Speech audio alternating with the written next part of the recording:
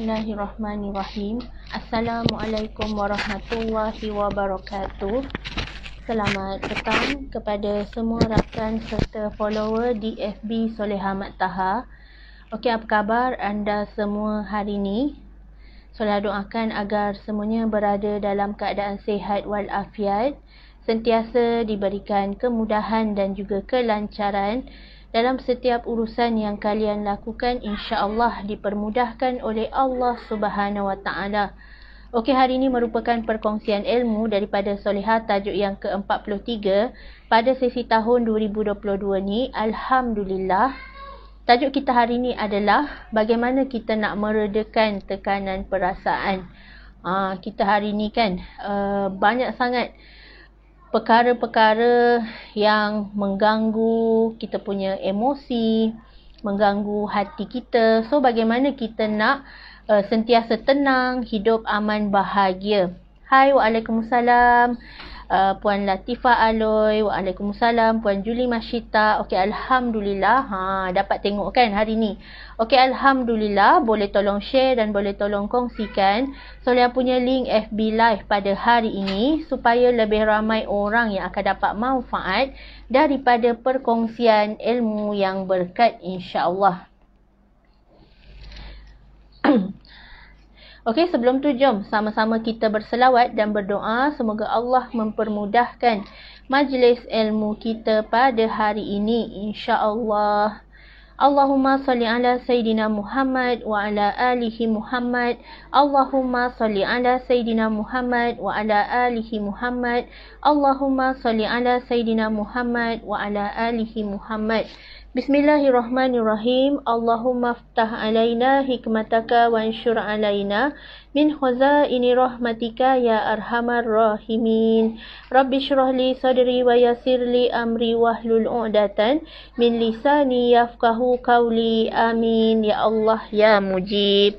Hai, waalaikumsalam. Puan Masyita Ahmad. Okey, Alhamdulillah. Bagaimana kita nak meredakan tekanan perasaan? Selalunya wanita kan, wanita perempuan selalu kalah dengan emosi. Kejap-kejap stres, kejap-kejap dia gundah gulana, kejap-kejap dia nak marah-marah. So, bagaimana nak meredakan tekanan perasaan ni? Sebenarnya tekanan perasaan ni bahaya tau. Lagi-lagi siapa yang dah sampai tahap depression, yang sampai orang kata, kita pernah dengar berita kan, sampai sanggup mencederakan diri semata-mata kerana rasa macam diri tu tak disayangi, rasa diri tu tak berguna. Bahaya tu. Kena cari ubat dan juga solusi. Okey, Soleha ada beberapa tips bagaimana kita nak meredakan tekanan perasaan yang melanda kehidupan manusia pada hari ini yang sangat-sangat mencabar. Ada ibu-ibu yang stres macam mana nak mendidik anak-anak kan. Kadang-kadang anak tak behave, anak nakal lain macam, anak hyperaktif lain macam, dia stres. So, bagaimana kita nak meredakan tekanan perasaan tu? Okey, Alhamdulillah. Yang pertama sekali, pentingnya untuk kita upgrade ilmu. Ialah kita, kalau kita tak ada ilmu, tu yang kita cepat marah, kejap-kejap nak melenting, kejap-kejap nak jadi mak kau hijau. Sebabnya apa? Dia tak ada ilmu macam mana nak urus emosi. Dia tak ada ilmu macam mana nak memberi ketenangan pada hati tu. Okey, saya bagi contoh. Sebagaimana kami, majoriti kami yang menyebarkan dakwah FTR ni, majoriti kami adalah ibu-ibu. Ibu-ibu memang penting ilmu. Di mana ilmu FTR tu sendiri, circle FTR tu sendiri dapat memberikan kami ketenangan sebenarnya. Sebab apa? Awal-awal pagi je kami dah mula dengan task FTR. Di mana task FTR tu bukannya buat perkara yang keduniaan, tetapi kami pagi-pagi dah disuruh untuk menyiapkan macam mana nak sedekahkan Al-Fatihah pada diri kita ni, macam mana nak tenang. Yelah, kita kalau hati kita nak tenang, kita kena ada ubatnya. Ubat bagi hati adalah bacaan-bacaan ayat Al-Quran. Memang kita tak boleh lari daripada tu semua. Lagi-lagi memang sangat-sangat mujarab bila kita baca Ayat Al-Fatihah tu kita sedekah buat diri, kita sedekah buat suami, kita sedekah buat anak-anak, kita sedekah buat seluruh ahli keluarga kita, sebenarnya memang sangat-sangat banyak membantu. Siapa yang dah apply hari-hari memang mengaku bila dah buat task FTR, pagi-pagi dah berselawat, pagi-pagi dah buat morning booster, pagi-pagi dah menyebut nama-nama Allah, Asmaul Husna, sangat-sangat amazing. Sebab semua tu memang boleh boost our energy supaya kita sentiasa positif, supaya kita ni tak layan masalah, supaya kita ni sentiasa duduk dalam circle yang sentiasa membimbing kita dekat dengan Allah Subhanahu Wa Taala. Bukannya melalaikan. Sebab tu kita pentingnya hari ni circle. Kalau hari ni kita mudah rasa nak marah, rasa stres, rasa tak tenang tu sebab apa? Mungkin kita jauh daripada Allah Subhanahu Wa Taala, dah lama tak mengaji, dah lama tak berselawat, dah lama tak berzikir. Sebab tu rasa nak marah je, rasa tekanan perasaan tu meluap-luap. Sebab apa? Kita tak duduk dalam circle kita. Betul tu. Mak Teh siapa? Alhamdulillah, hidup lebih tenang kan? Sebab tu hidup kita kalau kita rasa stres tu sebenarnya kita jauh daripada Allah. Caranya adalah kita kena dekatkan diri kita dengan Allah Subhanahu Wa Taala semula. Bila kita jauh daripada Allah tu, tu yang kita nak marah-marah je, anak jadi mangsa, anak yang tak bersalah pun turut dipukul, turut didera dan sebagainya. Na'udzubillah min zalik. Kita tak nak perkara-perkara buruk tu melanda dalam kehidupan kita. Sebab bila benda tu dah berlaku, nasi dah jadi bubur, kita dah tak boleh nak berpatah balik. Kalau anda perasan, baru-baru ni dalam kemarin kot ada berita sebagaimana seorang ibu kerana tekanan perasaan dia telah mencederakan 3 orang anaknya. Berita ni berlaku di Indonesia. Soalnya tengok TikTok kan. Tengok TikTok, berita-berita ni sebagaimana ibu ni mengalami tekanan perasaan yang terlampau sangat akibat masalah rumah tangga. Bila dah berlaku masalah rumah tangga, bergaduh suami isteri, tu yang efek pada anak. Dia tak waras. Dia melakukan kecederaan pada anak-anak di luar kewarasan akal fikiran dia. Yang selamat hanya 2 orang je. Yang seorang lagi anak dia meninggal dunia, tak dapat diselamatkan. So sekarang ni dia ditahan oleh pakar sakit jiwa di sana untuk diubati kenapa berlaku sedemikian. Sebab dia sendiri pun tak tahu dia mencederakan anak-anaknya sehingga nyawa terbunuh kan. Semua tu itu adalah pengajaran lah. Pengajaran buat diri kita. Sebagaimana ibu bapa memang sangat-sangat kalah dengan emosi. Yelah, ibu-ibu sangat-sangat penat. Sebab tu perlunya support moral daripada seorang suami. Seorang suami bila tengok je isteri tu dah penat terlampau sangat, tengok isteri tu murung, tengok isteri tu berdiam diri, kena peluk dia, bagi support, bagi galakan semangat, bantu dia. Bukan biarkan dia terkapai-kapai. Tu yang jadi stres, jadi tekanan perasaan, boleh jadi membahayakan nyawa orang lain sebab dia tak sedar.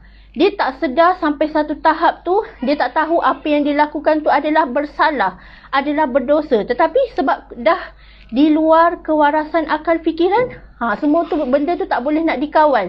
Sebab tu pentingnya ilmu, pentingnya didikan dalam diri kita supaya kita ni banyak bersabar, banyak dekatkan diri kita dengan Allah Subhanahu Wa Taala. Sebab kita tak tahu, mungkin asbab sedekah yang kita lakukan setiap hari, Allah melindungi keluarga kita daripada mara bahaya. Sebab kadang-kadang kita tak jangka semua benda perkara berlaku. Kadang-kadang kita tak nak pun. Siapa nak anak mati? Siapa nak suami meninggal? Tetapi semua tu hanya kerana kita ni kalah dengan emosi. Betul tu. Tak support, silap boleh jadi histeria. Sebab tu kes buli sekarang ni banyak sangat dekat asrama, dekat sekolah. Banyak sangat kes buli yang mereka anggap biasa-biasa. Tetapi bila rakaman CCTV tayangkan semula, betapa kita ni sangat cetek dengan ilmu. Sangat kalah dengan didikan agama yang kita ajar macam mana. Bila kawan-kawan anggap itu gurauan, tetapi bila dah membahayakan nyawa dan keselamatan orang lain, nasi dah jadi bubur. Sebab tu kita kena elak dan cegah daripada awal. Benda-benda ni perlukan kepada pendidikan, perlukan kepada pengenalan macam mana supaya kita ni tak melakukan perkara-perkara yang bukan-bukan, tak melakukan perkara yang tak diingini, tiba-tiba ada berlaku kematian, pembunuhan dan sebagainya. Na'udzubillah min zalik. Okey, yang seterusnya, bagaimana kita ni nak meredakan tekanan perasaan? Hendaklah kita banyak belajar teknik pernafasan. Yalah, ada orang dia ada penyakit takut yang terlampau sangat, anxiety kan. So kita kena hati-hati. Orang yang ada penyakit sebegini ni, jangan kita panikkan dia. Lagi-lagi bila dia dengar sesuatu berita, sebagai contoh, dia tengok berita, tiba-tiba dia nampak ada berita kapal terhempas.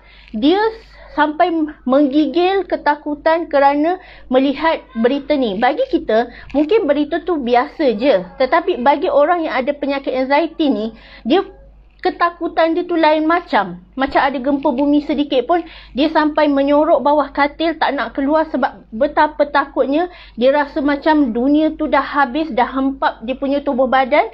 Betapa takutnya. Sebab tu kita hari ni kena banyak ilmu, kena mantapkan diri kita dengan ilmu pengetahuan. Jangan jauh daripada Al-Quran, kena ada support moral. Family kena ambil berat antara satu sama lain. Jangan letakkan sesuatu kesalahan pada hanya satu pihak. Sebab tu perlunya ada komunikasi. Komunikasi antara suami dan isteri. Bagaimana kalau isteri perlukan bantuan suami, suami akan bantu. Sebagaimana isteri, kalau nampak suami banyak kerja, isterilah bantu suami. Itulah kehidupan kita berumah tangga ni adalah saling melengkapi. Sebab tu kalau kita dalam keadaan panik, kita kena kawal pernafasan kita. Bernafas dengan cara yang betul. Jangan sampai tersemput-semput, sampai kita hilang nafas dah. Tu bahayalah. So kawal diri kita, didik tenang. InsyaAllah bernafas. 1, 2, 3. Tarik nafas, hembus nafas. InsyaAllah semuanya akan baik-baik sahaja dan kita tak fikir terlampau, orang kata overthinking. Jangan terlampau overthinking yang hingga menyebabkan ketakutan yang terlampau sangat hingga menyebabkan diri kita ni tak stabil dah. Tak stabil sehingga menyebabkan emosi kita pun, aku ni takut ke? Aku ni dalam dunia ke? Ataupun aku sedang bermimpi ke? Wallahu alam kan. Kita hendaklah elak daripada segala perkara buruk tu daripada menjadi bertambah teruk. Okey, yang seterusnya, cari sahabat. Cari sahabat ataupun good listener yang kita percayai. Yang mana kalau kita ada masalah, dia boleh jadi pendengar yang setia. Bukanlah kita cakap kita nak tolak Allah. Tetapi sesetengah perkara kita perlu ada seseorang yang boleh mendengar ataupun yang meminjamkan telinga ataupun bahu pada kita supaya bebanan dalam dada kita ni akan berkurangan. Sebagai contoh macam saya banyak bercerita dengan suami lah. Suami adalah insan yang paling dipercayai dan mungkin boleh bagi nasihat, boleh bagi pandangan. Sebab dia tu adalah ustaz, dia tu adalah orang yang lebih, orang kata, berpandangan luas. So kita kena cari seseorang yang boleh dipercayai, yang mana bila kita bercerita dengan dia, dia tak akan pecahkan rahsia, dia tak akan sebarkan aib ni, dan dia akan simpan segala apa yang didengari tu, setakat itu je, tak ada nak disebar-sebarkan pada orang lain.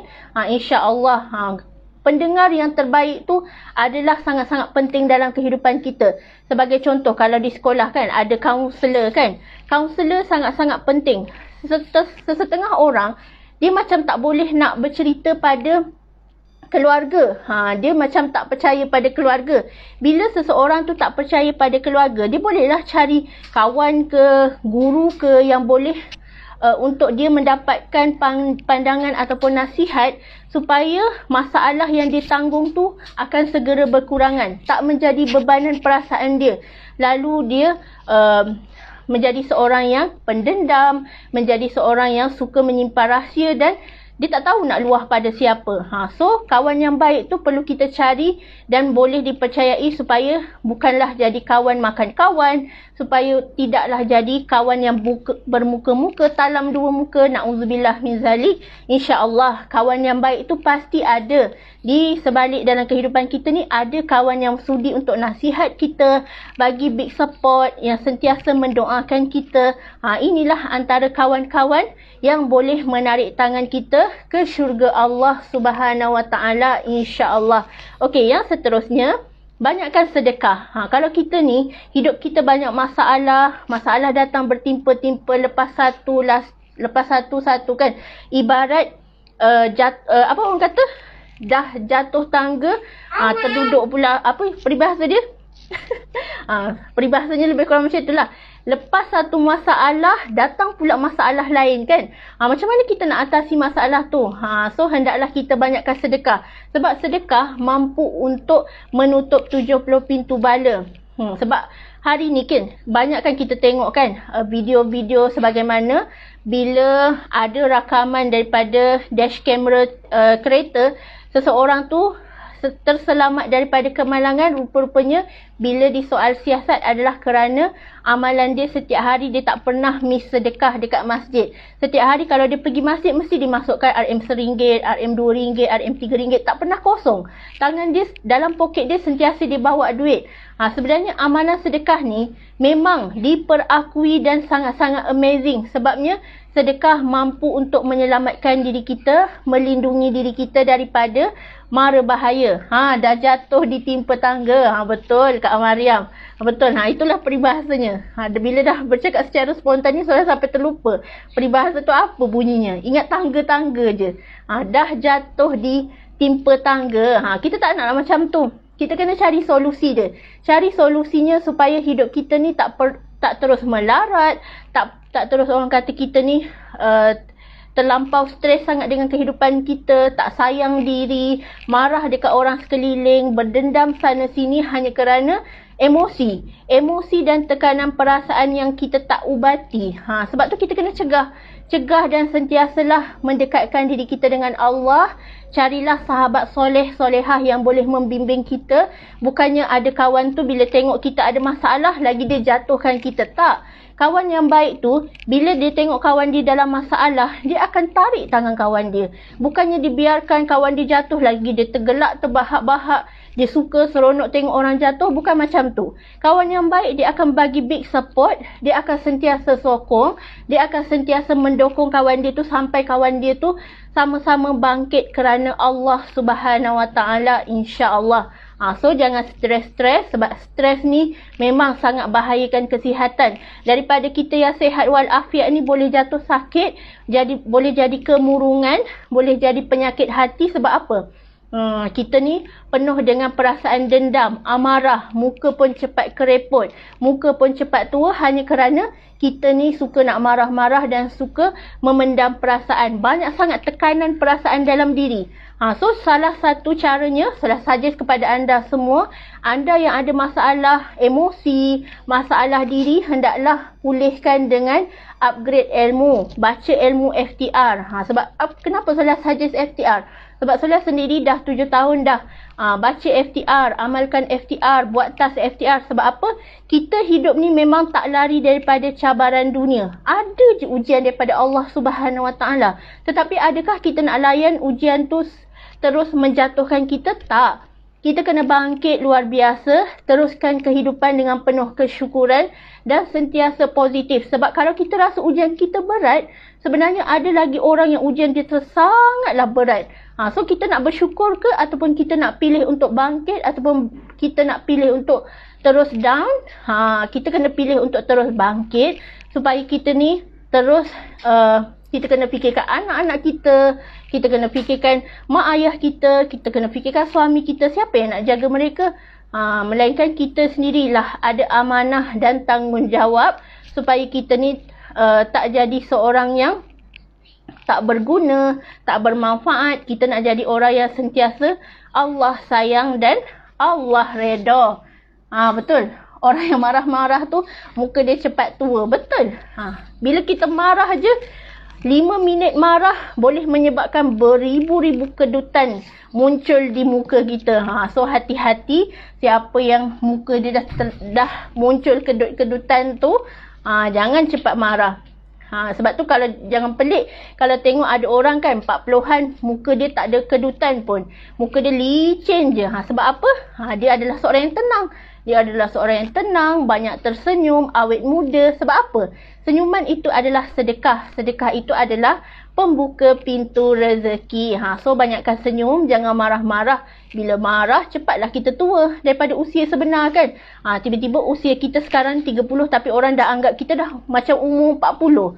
Dah ada orang anggap kita macam, ingatkan kau 41, ingatkan kau 42. Rupa-rupanya kita baru 30 sebab suka marah-marah. Okey, so jangan marah-marah. InsyaAllah tenang-tenang je. Sebab tenang itu adalah menang. Jiwa yang sentiasa tenang, rezeki pun mudah masuk. InsyaAllah. Okey, sekian sahaja perkongsian ilmu daripada Solehah. Segala salah silap harap dimaafkan. InsyaAllah kita berjumpa lagi minggu hadapan. Sekarang ni Solehah live Isnin hingga Rabu je. Solehah live sekarang ni Isnin hingga Rabu. Dan insyaAllah kita berjumpa lagi minggu hadapan dalam perkongsian yang akan datang, insyaAllah. Okay, terima kasih semua yang support dan sentiasa bersama-sama dengan Solehah untuk mendengar majlis ilmu walaupun sebentar, tetapi pasti bermanfaat, insyaAllah. Macam muka awak muda, muka ada orang muka je baby face. Okay, sama-samalah kita. Nanti kita jadi masuk syurga sama-sama, semua jadi 17 tahun, sweet 17. Okay.